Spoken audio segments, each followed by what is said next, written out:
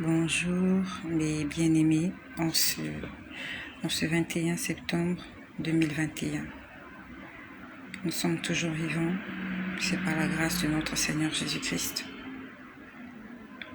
Et soyons reconnaissants pour cette faveur et pour toutes les autres faveurs qu'il nous accorde.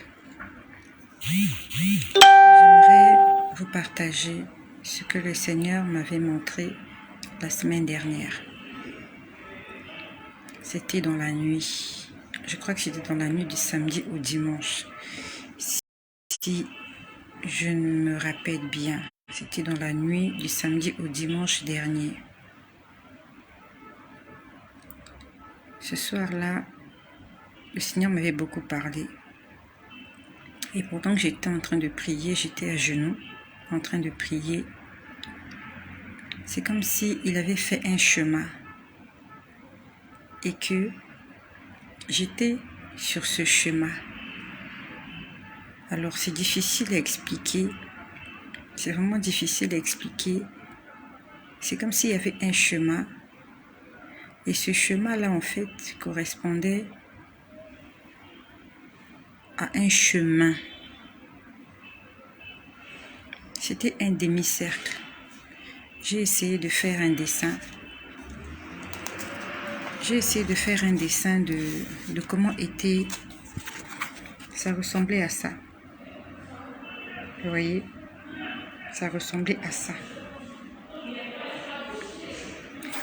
Et en fait, c'est comme si j'étais en train de faire un demi-cercle. Donc, c'est comme si je me suis promenée. C'est comme si je marchais. C'est vraiment difficile à expliquer. C'est vraiment difficile. J'ai du mal à vous expliquer comment ça s'est fait, mais j'avais l'impression que je marchais et je cherchais un endroit pour me reposer.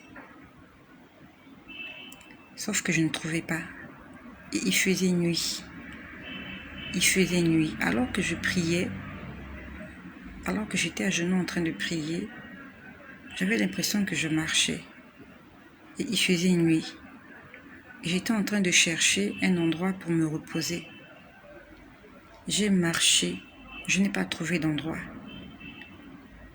Puis après, je suis arrivée quelque part. J'ai entendu une voix dire « Je suis la porte de la vie ». Et le chemin que j'avais fait ressemblait à ce chemin-là.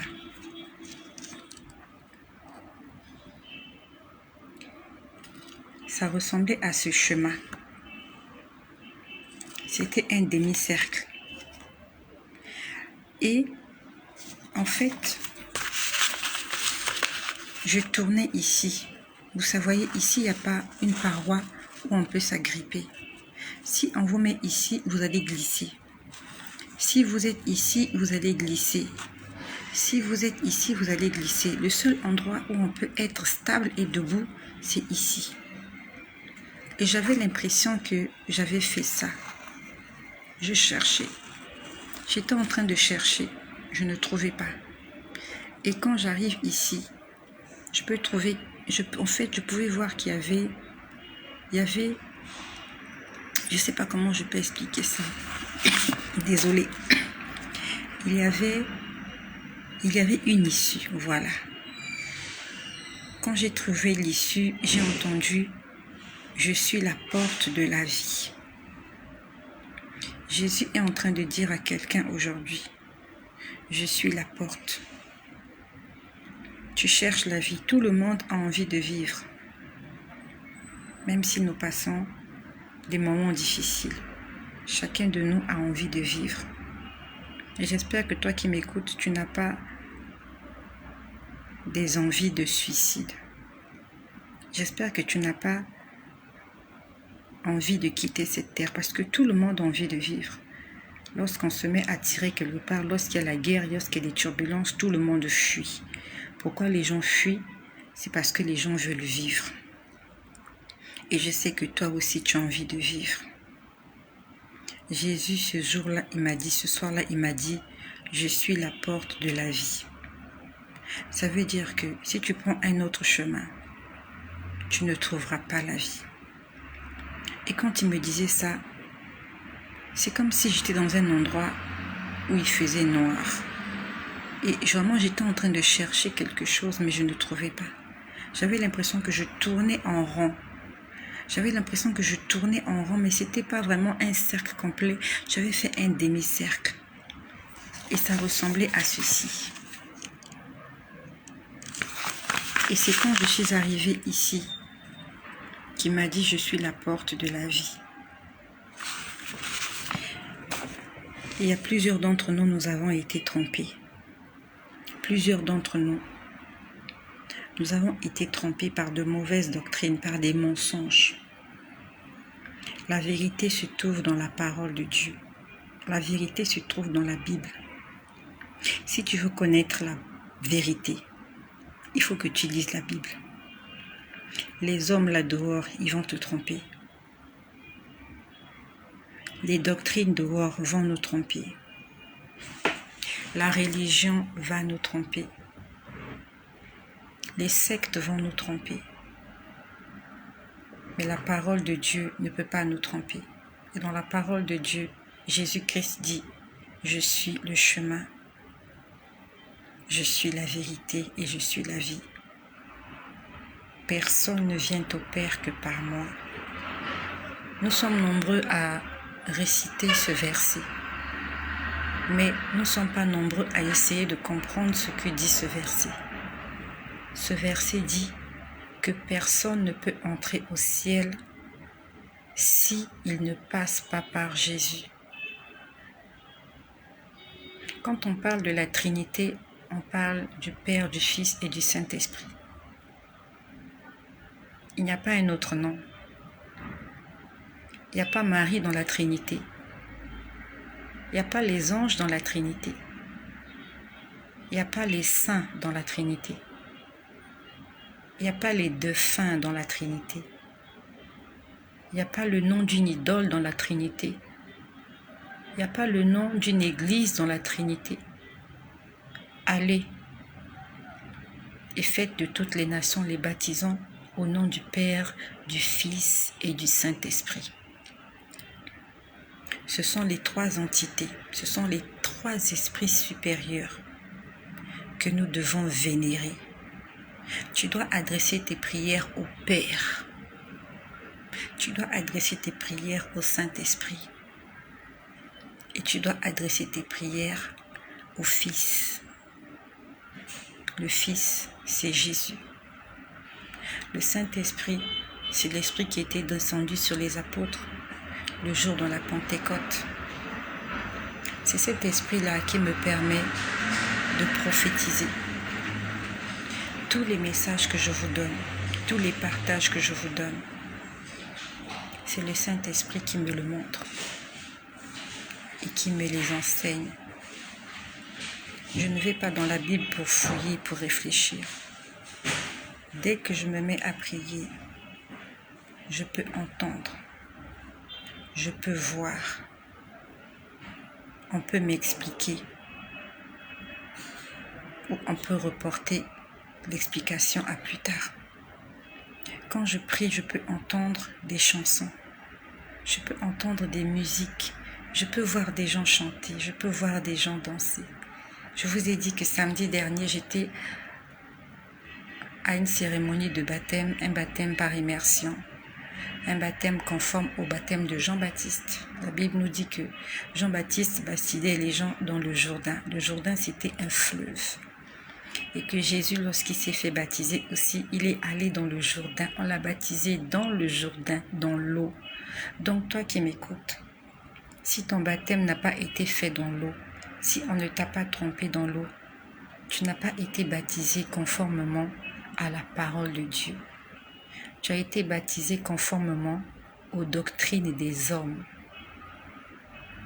Il faut que tu puisses obéir à la parole de Dieu. Parce que c'est la parole de Dieu qui va nous juger. C'est la parole de Dieu qui va nous justifier. C'est la parole de Dieu qui va nous condamner. Le jour où tu vas comparaître devant le tribunal de Dieu, ne dis pas « Seigneur, je n'étais pas au courant ». Il faut que tu cherches par toi-même la vérité. La Bible nous dit, cherchez et vous trouverez. Frappez, l'on vous ouvrira. Demandez, on vous donnera. Qu'est-ce que toi tu cherches? Qu'est-ce que toi tu demandes à Dieu? Seulement les choses matérielles, les choses éphémères, les choses passagères. Il faut chercher les choses éternelles. Parce que les choses éternelles, elles subsistent pour toujours. Les choses matérielles sont passagères, tarissables, périssables, détruisables. Le vêtement, les maisons, les voitures, le mariage, la beauté, l'intelligence, les richesses, le succès, toutes ces choses un jour vont finir. Dès que quelqu'un a rendu l'âme, dès que la personne meurt, toutes ces choses s'éteignent. La personne se sépare de toutes ces choses. Lorsqu'on nous demande de chercher, c'est la vie éternelle que nous devons chercher. Parce que dans le livre de Matthieu, au chapitre 6, au verset 33, il est écrit « Cherchez premièrement le royaume des cieux ». Quand Dieu parle de chercher, c'est de chercher d'abord le royaume des cieux et la justice. Cherchons ce qui est juste et vrai. La justice de Dieu est que tous les hommes puissent parvenir à la vérité. Et que tous ceux-là qui ne cherchent pas la vérité puissent semer, puissent récolter ce qu'ils ont semé. Ce soir-là, le Seigneur m'a dit, je suis la porte. Est-ce que tu n'adresses tes prières qu'à Jésus-Christ, le Fils de Dieu? Est-ce que tu invoques l'Esprit du Seigneur, le Saint-Esprit sur toi? Est-ce que tu adresses tes prières à Dieu le Père? Si tu ajoutes quelqu'un dans cette Trinité, ta formule est fausse. Ta prière n'est pas écoutée. Tes demandes ne seront pas exaucées. Change ta façon de prier. Jésus-Christ est le Fils de Dieu. Il est le seul médiateur entre Dieu et les hommes. La religion nous a trompés. Ils nous ont demandé d'adresser nos prières à une femme. Ils nous ont demandé d'adresser nos prières aux anges. Ils nous ont demandé d'adresser nos prières aux défunts. Ils nous ont demandé d'adresser nos prières à des gens qui sont morts. Quand tu lis l'histoire de Jésus, combien de fois Jésus-Christ a fait appel à sa mère? Combien de fois? Va lire la Bible, de Matthieu à Apocalypse. Va lire de Genèse à Malachie. Va lire de Genèse à Apocalypse. Combien de fois Jésus, quand il prêchait, il a dit « Attendez, je vais appeler ma mère ». C'est une fois sa mère qui l'a appelée parce qu'elle est incapable de faire quoi que ce soit. Aux noces de Canaan, c'est pas Jésus qui a appelé Marie. C'est Marie qui a sollicité Jésus pour faire le miracle. Ça veut dire que c'est Jésus la solution. Il a dit, je suis le chemin. Prends le chemin qui est court. Va directement chez Jésus. Ne cherche pas le chemin qui est long. Tu vas prier Marie, comme aux noces de Canaan. Tu vas aller voir Marie pour qu'elle aille voir Jésus, alors que tu as le numéro de téléphone de Jésus. Pourquoi tu veux te compliquer la vie? Pourquoi? Lorsque Jésus est sorti de l'eau, on dit que une voix se fit entendre disant, celui-ci est mon fils bien-aimé, en qui j'ai mis tout mon amour. Écoutez-le. À la montagne de la transfiguration, une voix se fit entendre devant les disciples qui étaient là alors que Jésus était en train de s'entretenir avec Élie et Moïse. La voix leur a dit, celui-ci est mon fils, écoutez-le. C'est Jésus qu'il faut écouter. C'est pas quelqu'un d'autre. Ne te laisse pas tromper par ce que les gens te disent. Et si tu n'es pas convaincu de ce que je dis, Va prier. Demande à Dieu de te parler. Cherche la vérité, cherche la parole de Dieu. Moi qui te parle là, au départ, je ne parlais pas comme ça. Moi aussi, on m'avait trompé.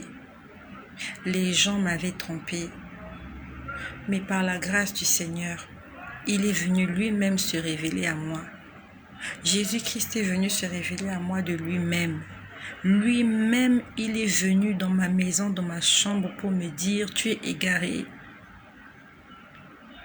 Jésus-Christ m'a montré l'enfer. J'ai vu l'enfer. Pas ce qu'on appelle sur terre l'enfer, je vis l'enfer. Sur terre, c'est pas l'enfer. Personne sur terre ne vit l'enfer. Sur terre, tout le monde est heureux. Moi, j'ai vu l'enfer. J'ai vu des gens se faire torturer. J'ai vu des gens pleurer, des gens gémir. J'ai vu des gens souffrir. Des hommes, des femmes, des enfants, je les ai vus. C'est pour ça que ma vie a changé aujourd'hui. Le Seigneur m'a dit, viens, je vais te montrer là où tu es en train de partir. Je me suis retrouvée dans cet endroit. Je suis tombée dans cet endroit une nuit. Je suis tombée dans ce grand puits qu'on appelle l'abîme. Je suis tombée là-bas. Je n'ai pas envie de revenir dessus. J'ai fait ce témoignage au début. Si tu as envie d'écouter mon témoignage, comment le Seigneur m'a converti, comment je me suis retrouvée en enfer, va sur le lien de cette page. Cherche les premières vidéos. Va écouter mes premières vidéos, comment j'ai témoigné de ce que j'ai vu en enfer. Des gens que j'ai vus en enfer. L'enfer existe. Si tu te comportes mal sur terre, si tu vis ta vie comme tu l'entends sur terre, si sur terre tu n'es pas intéressé par Dieu, quand tu vas mourir aussi, Dieu ne sera pas intéressé par toi. La Bible nous dit, celui qui aura honte de moi et de mes paroles sur terre, le Fils de l'homme aussi aura honte de lui devant son Père et devant les anges. Si sur terre, Jésus, c'est pas ton problème, tu te fiches pas mal. Quand tu vas mourir aussi, Jésus va se foutre de toi. Il va se foutre de toi. Jésus va se foutre de toi. Moi, j'ai vu des gens souffrir. J'ai vu des femmes, des hommes, des enfants être torturés en enfer. En enfer, il y a aussi des enfants. Qu'on ne te trompe pas. Même si tu es un enfant, je ne sais pas quel âge tu as. À partir du moment où tu as atteint l'âge de la raison, où tu connais ce que c'est que le bien et le mal, si tu meurs dans le péché, tu vas te retrouver dans cet endroit que la Bible appelle le lieu de tourment. Moi, j'étais dans le lieu de tourment. J'étais là-bas. J'y étais. J'y étais. Si tu veux aller là-bas, demande aussi à Dieu d'aller te faire voir cet endroit. Si tu ne me crois pas, mais surtout n'attends pas de mourir pour te retrouver là-bas. Parce que quand tu meurs, c'est trop tard. On ne peut plus rien faire pour toi. Cherche que l'âge que tu as aujourd'hui puisse glorifier le nom de Dieu. Beaucoup de gens ont voulu comme toi entendre ce message, ne l'ont pas entendu. Attention, attention, attention mes amis. Dieu existe, le diable aussi existe, les démons existent, Satan existe, le paradis existe, l'enfer existe. Moi, j'y étais. J'y étais. Va écouter les premières vidéos. J'ai pas envie de revenir là-dessus. Quand j'ai vu cet endroit, j'ai été traumatisée. J'ai pleuré. Avant, quand j'en parlais, je pleurais. Aujourd'hui, je n'en parle plus. Parce que ça fait déjà 4 ans que c'est passé. Aujourd'hui, je ne pleure plus. Avant, quand je parlais de ça, je pleurais. Je pleurais. Les gens arrivent dans cet endroit chaque seconde. Chaque seconde. C'est pas une personne qui arrive. Ils arrivent par milliers. Ils arrivent par milliers chaque seconde. L'enfer est plein à craquer. Il y a des gens à perte de vue. Ils n'ont même pas l'apparence humaine. Ils ressemblent à des squelettes. Ils n'ont plus de chair, ils n'ont plus de peau, ils n'ont plus de personnalité. On ne sait pas reconnaître un homme et une femme. On sait juste distinguer la taille. Quand on voit une petite taille, on sait que c'est un enfant. Quand on voit une grande taille, on sait que c'est une personne adulte. Attention, mon ami. Le péché mène en enfer. Tout péché mène en enfer. Que ce soit le mensonge, le vol, la jalousie, l'escroquerie, les jugements, les critiques. Il n'y a pas que l'impudicité. Il n'y a pas que l'adultère. Il n'y a pas que la fornication. Tous les péchés mènent en enfer. Même toi qui as des faux papiers. Ton père, quand il t'a mis au monde, il t'avait donné un nom. Toi, tu as pris le nom de quelqu'un d'autre pour avoir des avantages. Tu as falsifié des documents. Tu as fait des choses qu'on appelle mensonge, vol, faux et usage de faux. Ça s'appelle mensonge. Ça s'appelle tromperie. Et la Bible dit, aucun pécheur, aucun injuste n'héritera le royaume des cieux. Moi qui te parle, j'avais des faux papiers, j'avais des faux diplômes, j'avais des fausses déclarations fiscales. Le Seigneur m'a dit, toutes ces choses n'entreront pas chez moi. Il m'a appelée voleuse, il m'a appelée menteuse. Ça fait partie de mon témoignage. Et si tu ne l'as pas écouté, va écouter les premières vidéos. J'ai commencé par la genèse de ma vie avec le Christ. J'ai abandonné les faux papiers. J'ai abandonné les faux diplômes. Je me suis confessée. Je suis allée voir ma hiérarchie. Je leur ai dit, c'est faux, les dossiers que j'avais fait entrer. Le Seigneur est en train de me dire, de te dire ça. Toi qui m'écoutes, je sais que tu es là. Ne marche pas dans le faux. Notre Dieu est le Dieu de la vérité. Vivons dans la vérité. Marchons dans la vérité. Disons la vérité. Quand tu présentes une carte, qu'elle soit authentique.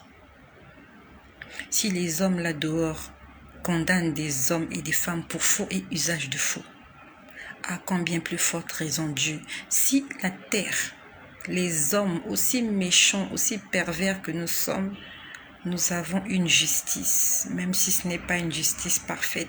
Si les hommes ont une justice, à combien plus forte raison le Dieu de justice? On met les gens en prison pour des faux papiers. Ce matin, j'ai entendu, je ne sais pas dans quel pays, où ils ont falsifié, je crois, des carnets de vaccination de Covid. Il y a des gens qui ont falsifié. Ils ont fait des faux carnets. Des carnets qui disent qu'ils ont le vaccin contre le Covid. Les hommes aiment le faux. Fausse carte d'identité, faux passeport, faux permis de conduire, faux diplôme, fausse déclaration fiscale, fausse identité, fausse facture. Toutes les personnes qui se comportent comme ça n'hériteront pas le royaume des cieux. Je ne suis pas venue te maudire. Je suis venue te dire ce que moi, on m'avait dit. Quand le Seigneur est venu, il m'a dit, avec tes faux papiers, avec tes faux diplômes, avec ton vol, avec ton mensonge, même si tu vas à l'église, même si tu parles en langue, même si tu prophétises, même si tu donnes la dîme, même si tu donnes des offrandes, tu n'entreras pas chez moi. Parce qu'aucun pécheur n'entrera chez moi. Ce ne sont pas tes œuvres qui vont te sauver, mais c'est ta foi. Ta foi en Jésus. C'est quoi la foi? C'est accepter et adhérer. La foi, c'est accepter et appliquer. La foi, c'est reconnaître et se soumettre. Tu as la foi en Jésus? Tu crois en Jésus? Alors fais ce qu'il te dit. Car la Bible nous dit, sans la foi, il est impossible de lui être agréable. Sans la foi, c'est pas seulement la foi que Dieu va te faire du bien, non. La foi que tout ce que Dieu a dit, c'est vrai. Tout ce que Dieu a dit, c'est vrai. Il a dit, je vais vous préparer une place. Et quand j'aurai fini, je viendrai vous chercher. C'est vrai. Mais il a aussi dit, aucun pécheur n'entrera dans le royaume des cieux. Il a dit que toute âme forgée contre vous sera nulle et sans effet. C'est vrai. Mais il a aussi dit, aucun voleur n'héritera le royaume des cieux. Le problème chez nous, c'est que nous prenons certains versets et nous refusons les autres. La Bible, il faut la prendre en totalité.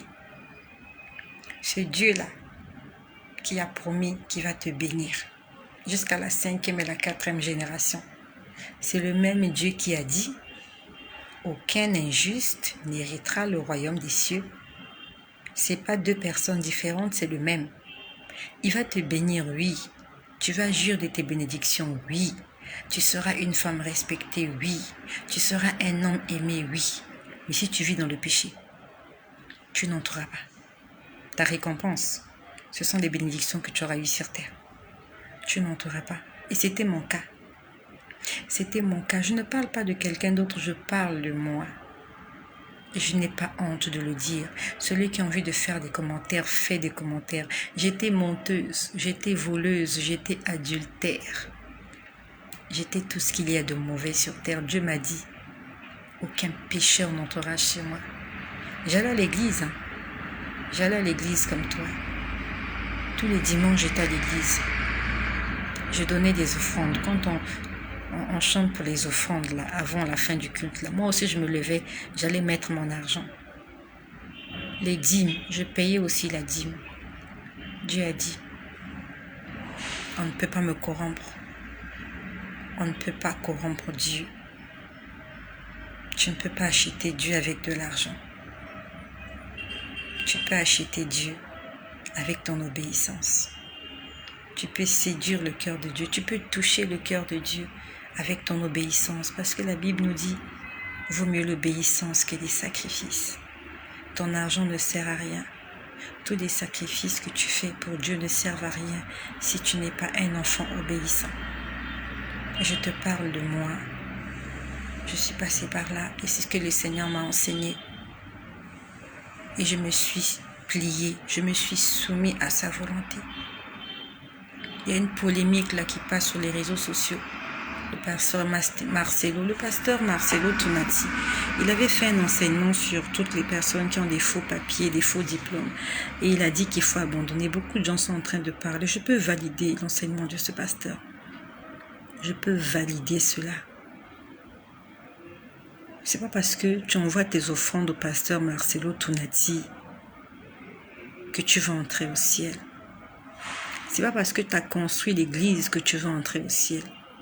Si tu as des faux papiers, si tu vis dans le faux, tu n'entreras pas. C'est ce que moi m'a dit. Est-ce que c'est ce que le Seigneur te dit aujourd'hui? N'attends pas de te retrouver de l'autre côté et de voir que la porte du ciel t'est fermée pour que tu te rendes compte que j'avais dit la vérité. Va lire la parole de Dieu. Et si tu n'as pas le temps, prie, demande au Seigneur de te confirmer que ce message, il est vrai. S'il est vrai, demande au Seigneur de te le confirmer. Moi aussi, je croyais que les offrandes que je donnais, les dîmes là, c'était les plus importantes. Dieu m'a dit non. Que les offrandes qu'on donne, c'est pour qu'il y ait à manger dans sa maison. Ça n'entre pas dans les caisses de Dieu. Tout ce que nous faisons là, sur terre, dans l'église, ce sont nos récompenses que nous allons récupérer au ciel. Nous sommes en train de s'aimer. Nous sommes en train de planter. Et un jour, nous allons récolter, non seulement au ciel, mais aussi ici sur la terre. Mais toutes ces choses ne sont pas des garanties pour la vie éternelle. Toutes ces choses ne sont pas des garanties pour la vie éternelle. Samson avait construit un temple à Dieu. Va le lire dans le livre de Rois. Samson avait construit un temple extraordinaire. Il y avait de l'or, il y avait des diamants, il y avait des pierres précieuses, il y avait du bois de qualité. C'était un temple qui faisait la fierté du peuple juif. Regarde comment Salomon a terminé sa vie. Il s'est égaré des voies de Dieu. Alors qu'il a construit le plus beau temple qui n'ait jamais existé. La Bible nous dit que c'était l'homme le plus sage de la terre. C'était l'homme le plus riche. Sa sagesse, son intelligence, sa richesse. Ce grand temple qu'il a bâti pour Dieu. Il a terminé sa vie comme un idolâtre. Parce qu'il est allé s'allier en mariage avec les filles païennes. Il a commencé à adorer les dieux païens. Va lire l'histoire de Salomon. Les richesses ne servent à rien, n'est-ce pas? C'est lui-même Salomon qui a dit vanité des vanités. N'est-ce pas? C'est lui-même. Il était riche, fort riche, extrêmement riche. Il ne lui manquait rien du tout. La Bible nous dit que les rois venaient vers lui pour écouter sa sagesse et pour voir la réalisation de ce qu'il avait bâti. Mais Salomon, est-ce qu'il est entré dans le royaume des cieux? La Bible nous dit aucun idolâtre. Aucun idolâtre. Un idolâtre, c'est celui-là qui se prosterne devant des idoles. Si tu te prosternes devant une statuette, tu es un idolâtre. Si tu te prosternes devant une photo, une image, que tu pries cette chose-là, que tu adores cette chose-là, que tu lui présentes tes problèmes, que tu lui parles même. Si tu parles à une photo, tu parles à une image, ça s'appelle idolâtrie. Sortons de l'idolâtrie. Que les langages ne puissent pas nous embrouiller. Idolâtrie, c'est idolâtrie. Idolâtrie, c'est idole. Idolâtrie, c'est image, c'est photo. Sortons de là. Va lire les 10 commandements. Lis les 10 commandements. Qu'est-ce qu'on dit? Tu ne te feras point d'image et tu n'adoreras pas ces choses-là. Pourquoi est-ce qu'un homme de Dieu vient te dire prosterne-toi devant l'image, tu te prosternes? Un homme de Dieu dit adore, tu adores, alors que Dieu te dit n'adore pas, tu n'écoutes pas. Dieu te dit, tu refuses d'écouter ce que Dieu te dit. Tu préfères écouter ce que cet homme-là te dit. La Bible nous dit, il n'y a rien de bon en l'homme, si ce n'est que le souffle du Tout-Puissant. La Bible nous dit, le corps de l'homme est mauvais et tortueux par-dessus tout. Le cœur de l'homme est mauvais. Même un homme de Dieu peut te mentir. Un homme de Dieu peut te tromper. Le seul qui ne ment pas, c'est Dieu.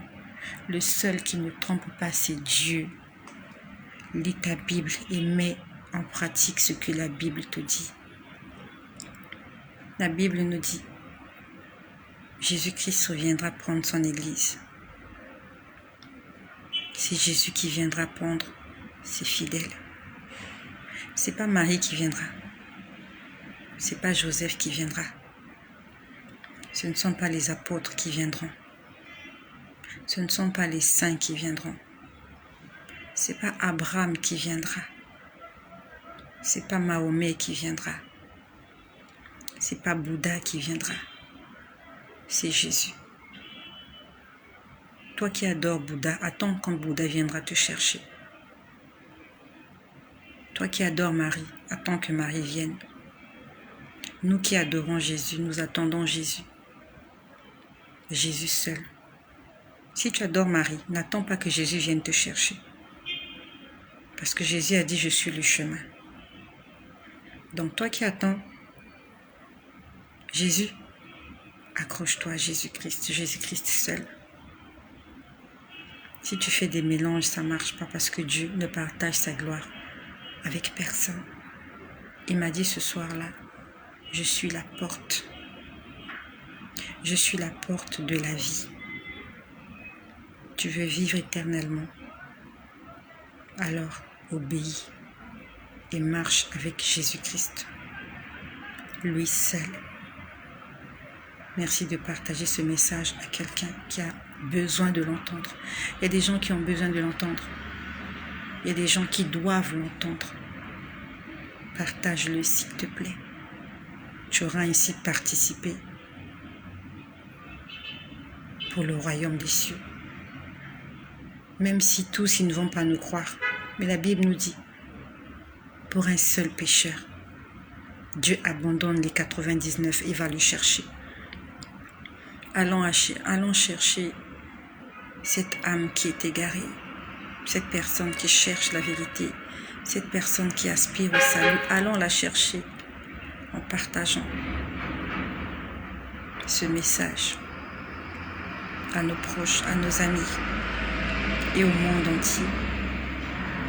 J'aurais voulu dire plus de choses, mais je préfère m'arrêter par là pour les personnes qui ont des problèmes de connexion. Je prie que le Seigneur Jésus-Christ continue l'œuvre qu'il a commencée dans chaque vie de chaque personne qui croit en lui. Sois béni et que le nom de Jésus-Christ aussi soit béni.